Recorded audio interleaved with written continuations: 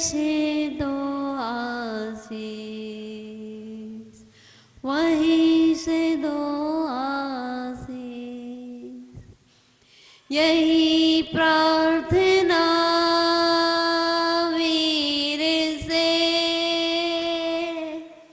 अनुरे से कर जोर, पग पग पल पल बढ़ चलो मोक्ष महल की ओर, मोक्ष महल की ओर, मोक्ष महल की ओर। बोलिए देवाई देव 1008 मूल नायक श्री पार्श्वनाथ भगवान की। बोलिए देवाई देव 1008 श्री महावीर भगवान की। परम पूज्य आचार्य गुरुवर श्री शांति सागर छाणी महाराज की। परम श्रद्धेय आचार्य भगवान श्री 108 विद्यासागर जी मुनि राज के। परम पूज्य षष्ठम पटाचार्य आचार्य रत्न श्री 108 ज्ञान सागर जी मुनि राज के। परम पूज्य आचार्य गुरुवर श्री गे सागर जी मुनि राज के। मुनि श्री 108 सुधा सागर जी मुनि राज की। मुनि श्री 108 साक्ष सागर जी मुनि राज की।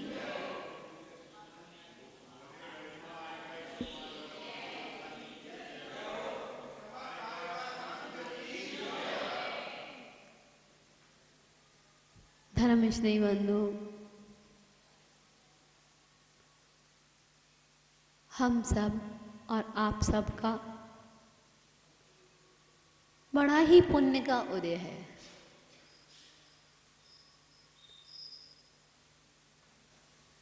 जो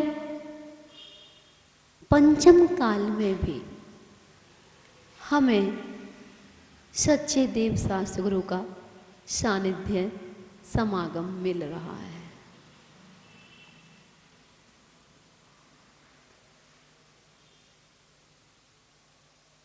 कुछ लोगों का कहना होता है कि पंचम काल में तो सच्चे साधु होते ही नहीं। ऐसा नहीं है। आचार्य कुंद कुंद स्वामी जी कौन से काल के हैं? पंचम काल के। जब आचार्य भगवान कुंद कुंद स्वामी पंचम काल के हैं और हम सब ने भी उन्हीं के काल में जन्म लिया है, तो हम सौभाग्यशाली हैं। हमने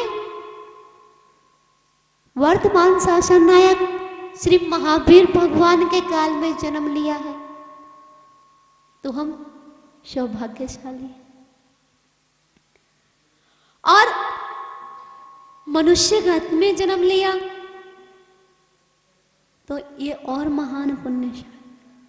और मनुष्य गति में भी जैन कुल मिला और जैन कुल में भी सच्चे देव शास्त्र गुरु का समागम मिला। और सच्चे देव शास्त्र गुरु का समागम मिलने पर भी हमने अपने मनुष्य भव को, जैन कुल को अगर सार्थक नहीं किया तो सब बेकार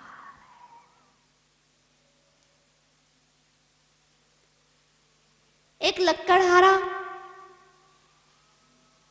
जंगल में लकड़ी लेने जाया करता था।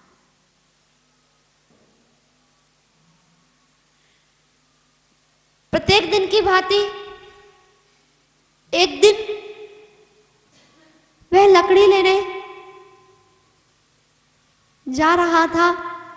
रास्ते में उसे एक चमकता हुआ कांच दिखाई दिया। जैसे ही उसने देखा, यह कांच का टुकड़ा इतना चमकदार, आखिर ये क्या है? उसने वह कांच का टुकड़ा उठा लिया और जैसे ही उठा लिया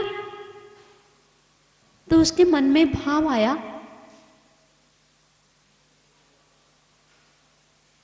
कि धूप बहुत हो रही है, छांव हो जाए। छांव हो गई। फिर उसके मन में भाव आया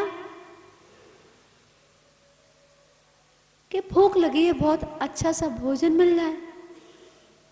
तो उसके सामने भोजन भी आ गया। फिर उसके मन में भाव आया कि पेट भर गया है, यहाँ पे सोने की सैया अच्छे से होती तो नींद थोड़ी सी ले लेता। तो वहां पे सब साधन उसके सोने के हो गए। वह लेट गया। इतने में एक कौवा आया। एक कौवा आया और वो कांव कांव कर रहा था। अब वह देखता है उस कौवे को। तो अब उसके भाव, जैसे ही वो पत्थर समझ के, क्योंकि उसने क्या समझा था, कांच के टुकड़े को क्या समझा था, पत्थर, कंकड़ पत्थर, और था क्या वो, चिंतामणि रत्न। क्या था, चिंतामणि रत्न, जिसके सोचने से वैसा ही होने लगा, चिंतन करने से वही चीज उपस्थित होने लगी। तो वह चिंतामणि रत्न को पहचान ना पाया, वह कांच का टुकड़ा समझने लगा। तो वह जो कौवा परेशान कर रहा था, उसने वो कांच का टुकड़ा उस कौवे के अंदर मारा, और जैसे ही मारा तो वह चिंतामणि रत्न तो चला गया। अब उसकी जो सोने की सैया थी, बिस्तर थे, सब चीज गायब हो गई। जैसा वो पहले था वैसे ही हो गया। अब उसने सोचा, क्या इस कंकड़ में इतनी शक्ति थी? मैंने जो सोचा वही मिल गया, जो सोचा वही मिल गया। तब उसे एहसास हुआ कि अरे ये क्या हो गया, ये तो मैंने चिंतामणि रत्न को उस कौवे के चक्कर में फेंक दिया। हम क्या कर रहे हैं, हम क्या कर रहे हैं, हम भी वही कर रहे हैं। ये हमारा जो मनुष्य जन्म है, जो जैन कुल है, आज सच्चे देव शास्त्र गुरु का समागम मिला है, और हम ये चिंतामणि रत्न बहुमूल्य है, इस बहुमूल्य चिंतामणि रत्न को विषय भोगों में, आकांक्षाओं में लगा रखा है, और ये हाथ से निकल गया। अगर ये हाथ से निकल गया तो अब कुछ मिलना संभव है या असंभव, पता नहीं। सोचो, विचार करो, यात्रा कहां से शुरू हुई थी, कहां से शुरू हुई थी अपनी यात्रा, जीवन की यात्रा, जीव की यात्रा कहां से शुरू होती है? 6 ढाला में आपने पढ़ा होगा, पढ़ा है या नहीं? कहां से शुरू होती है, हैं? निगोद से। कहां से शुरू होती है? निगोद से। और निगोद से शुरू होने के बाद, निगोद में वो धर्म करता है क्या? नहीं। निगोद में तो कितने पाप प्रत्येक समय, निगोद में वो धर्म नहीं कर पाता। लेकिन निगोद से यात्रा शुरू हुई, निगोद से निकला स्थावर पर्याय। स्थावर में भी पृथ्वी, जल, अग्नि, वायु, वनस्पति का एक, और उनमें भ्रमण करता रहा। वहां से भी निकला तो कहां? त्रस पर्याय। और त्रस पर्याय कितनी दुर्लभ, त्रस पर्याय पाना कितनी दुर्लभ है, कितनी दुर्लभ है। और वो भी त्रस पर्याय में 2 इंद्री, लट, त्रस पर्याय में लट, कितना मुश्किल है त्रस पर्याय को प्राप्त करना। और 2 इंद्री के बाद 3 इंद्री, 4 इंद्री, 5 इंद्री, संगी, असंगी, वहां तक कितने, कहां से यात्रा शुरू हुई? निगोद से। निगोद से निकले पृथ्वी, जल, अग्नि, वायु, वनस्पति, ना जाने कितने भव निकाल दिए। उसके बाद त्रस में लट, पिपिल, चींटी आदि, अली, भौरा, 5 इंद्री, संगी, असंगी, बदबंधन आदि के दुख, और वहां से आकर के मनुष्य भाव धारण किया। निगोद से यात्रा शुरू हुई, मनुष्य भाव धारण कर लिया मनुष्य। और मनुष्य भाव में भी जैन कुल में भी सच्चे देव शास्त्र गुरु का सानिध्य प्राप्त हुआ, लेकिन फिर भी तेरी मेरी में लगा रहा, फिर भी छल कपट मायाचारी से छूट नहीं पाया। यहां आकर के भी अपने आप की पहचान ना कर पाया, अपने आप को ना समझ पाया, हमेशा दूसरों को ही समझाने का प्रयास किया। जब देखा तब दूसरों के अंदर कमियां खोजी, अपने अंदर कभी कमी नहीं खोजी, क्योंकि मेरे अंदर तो कमी है ही नहीं, सारी कमियां दूसरों में ही है। यह उंगली हमेशा दूसरों पे ही उठती है, कभी ये विचार ही नहीं किया ये 3 उंगलियां मेरे पर भी उड़ रही हैं, मेरे और भी इशारा कर रही हैं, पर नहीं साहब, सामने वाले में ये कमी है। अपनी कमी को नहीं ढूंढा, दूसरे को सुधारने का प्रयास किया। अरे सुधारक जगत की मत कर चिंताया,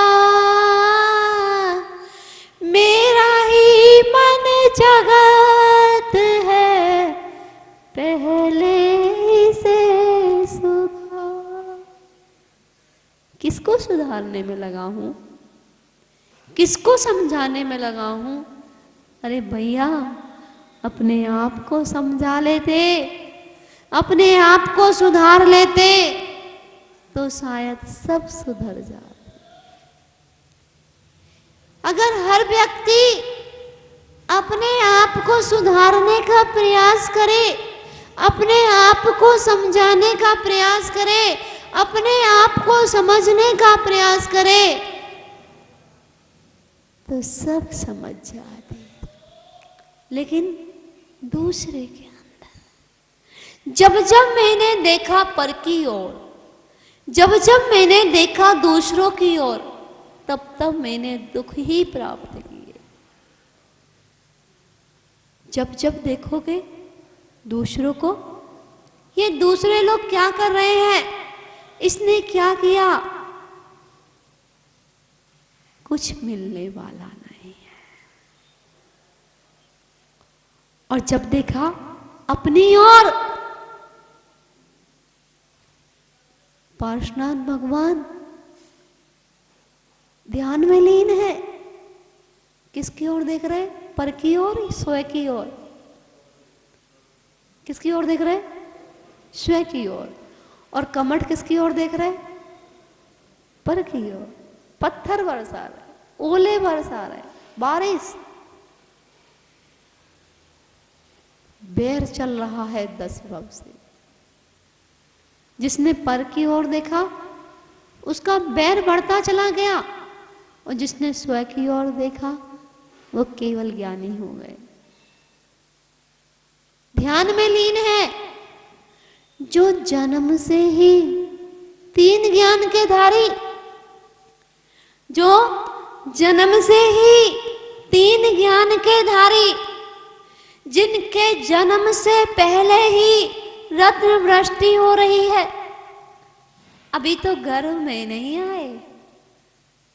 अगर तुम्हारे यहां तो जब बालक गर्भ में आता है तब तुम सादे का चौक करते हो, तब तुम मिठाई खिलाते हो, और यहाँ व्यवस्था ऐसी है कि 3 लोग के नाथ गर्भ में ही नहीं आए, उससे पूर्व 6 महीने पूर्व रत्न वृष्टि।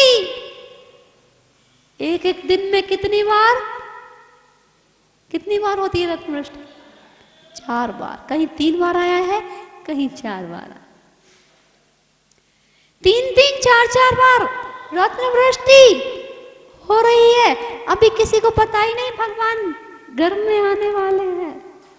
सोचो कितना पुण्य था उनका, कितना पुण्य था। क्या आप अनुमान लगा सकते हैं उनका पुण्य कितना जबरदस्त, कितना विशाल पुण्य। जिनके गर्भ में आने से पूर्व ही रत्न वृष्टि हो रही है, और जैसे ही गर्भ में आए 9 माह तक और रत्न वृष्टि होती रही। जैसे ही जन्म लिया 3 ज्ञान के धारी, मति ज्ञान, श्रुति ज्ञान, अवधि ज्ञान, और दीक्षा लेते ही मन पर्याय ज्ञान हो गया। 4 ज्ञान के धारी ध्यान में लीन है और कमठ उपसर्ग कर रहे हैं। अगर नजरें उठा देते तो क्या होता? क्या वो कुछ कर पाते? लेकिन आंखें बंद है, स्वयं दृष्टि में लीन है, पर दृष्टि से विमुख। पर की ओर दृष्टि नहीं है, स्वयं की ओर दृष्टि केवल ज्ञान की प्राप्ति कराती है, और पर की ओर दृष्टि संसार परिभ्रमण कराती है। हम किस में लगे हैं? हम किस में लगे हैं? पर में, पर में। आप घर में हो, आप भोजन बना रहे हो, आप कपड़े धो रहे हो, आप चौके का काम कर रहे हो,